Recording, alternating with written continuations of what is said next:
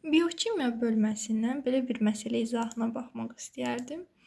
DNT molekulunda guanin olmazsa, onda bu molekulda adeninlə başlayan tripletlərin maksimum neçə növü amin turşu kodlaşdırır? Baxırıq ki, biz bilirik DNT molekulu 2 zəncirlidir. Əgər DNT molekulda guanin yoxdursa, deməli onun qarşısında sitozin də yoxdur. Mən hər hansı bir DNT molekulu çəkirəm, orada bütün nukleotidləri qeyd edirəm və guaninlə sitozinin üzərindən vurmuşam. Çünki deyir ki, guanin yoxdur. Guanin yoxdursa, deməli sitozin də yoxdur. Deməli, mənim əlimdə 2 tip nukleotid olmuş oldu. Adenin və timin nukleotidi. Və bunlar 300 birləşir. Bizim məsələnin şərtində triplet dediyinə görə 2 nukleotidi 300 birləşdirsəm 2 üstü 3, deməli 8 növ triplet olmuş olacaq. 8 növ tripletimdə adenin var, timin var. Deməli 4'ü adeninlə başlayar. 4'ü isə timinlə başlamış olacaq. Və məsələnin şərtində baxıram ki, deyir mənə, bu molekulda adeninlə başlayan tripletlərin maksimum neçə növü amin turşu kodlaşdırır. Və növbəti məsələnin şərtində bilməli olduğumuz məqam stop tripletlərdir.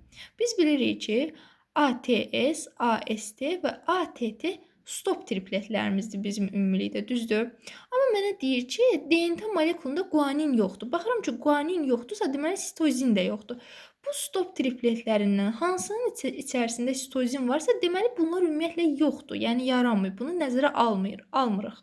Bizim bu tapdığımız 4 adeninlə başlayan, 4 timinlə başlayan içərisində ümumiyyətlə bu 2 dənəsi yəni yaranmır. Çünki sitozin yoxdur. Amma baxıram ki, ATT bizim stop tripletimizdir. Və məndən soruşur ki, bu molekulda adeninlə başlayan tripletlərin maksimum neçə növ amin turşu kodlaşdırar?